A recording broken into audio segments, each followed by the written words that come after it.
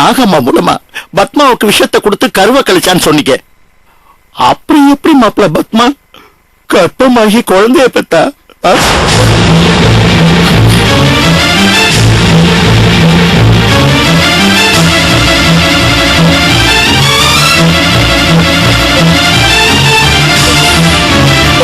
சொல்லுங்க மாப்பிள்ள, ஏன் பேசாம இருக்கீங்க? அவளுக்கு குழந்தைய பெற்று கொடுத்தது யாரு? இல்லையா, ஒன்னும் புரியாம பேசிக்கிட்டு இருக்கீங்க. நீ பேசாம இருமா, எல்லாத்தையும் உடைச்சிட்டாங்க. வேற எதை மறைக்கணுங்கிற?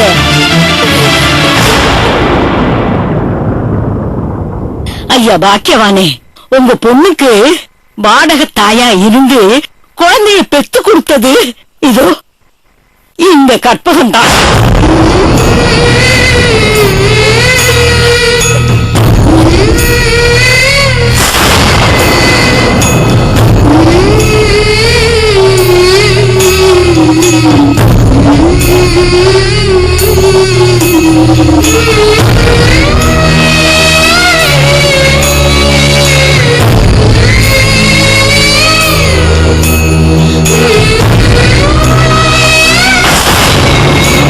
உங்க பொண்ணு சுமந்தது துணி கர்ப்பம்.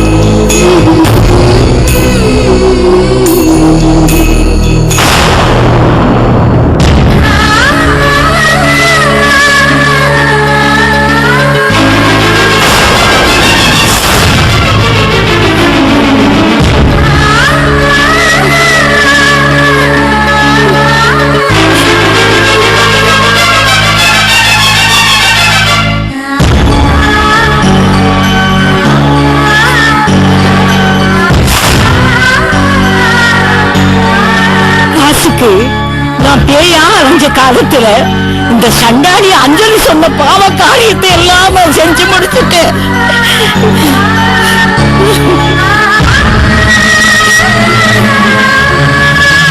இவ்வளவு எங்க இந்த கற்பகத்தையே கொலை செய்ய வந்த பாவிங்களா? அதுல இருந்து காப்பாத்தி என்ன ஒரு மனுஷி ஆக்குனதே இந்த கற்பகம் தான். அதனாலதான் இந்த கற்பகத்து காலடியே உளுந்து கிடக்கிறேன்.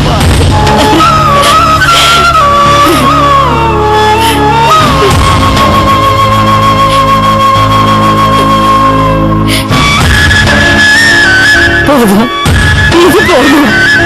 நீங்க எல்லாரும் என்ன மன்னிச்சுட்டேன்னு ஒரு வார்த்தை சொன்னீங்க. இப்பவே இதே நிமிஷமே இதே இடத்துல நான் செத்து போறேன்.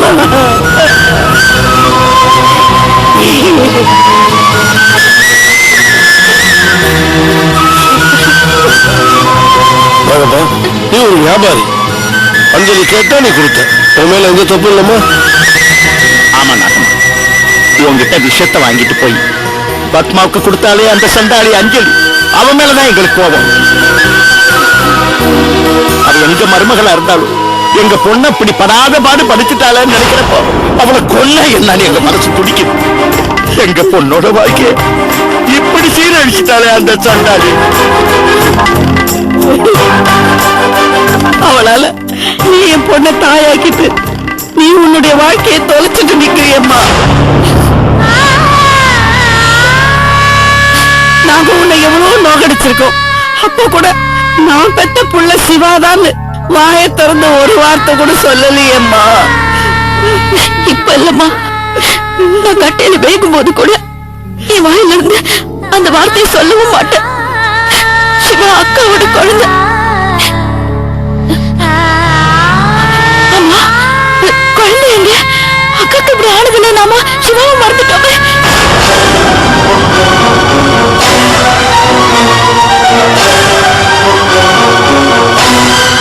சிவா இப்ப அஞ்சலி கிட்ட தான் இருப்பான். குழந்தைய வச்சுக்கிட்டு பிரச்சனை பண்றதுக்கு எல்லாம் திட்டம் போட்டாலும் போடுவா.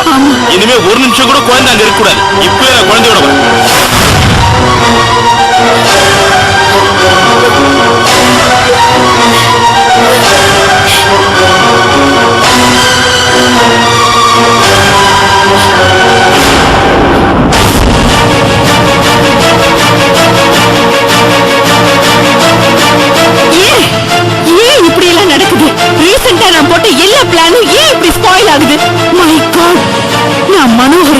வலையில பத்மா எப்படி வந்து மாட்டினா?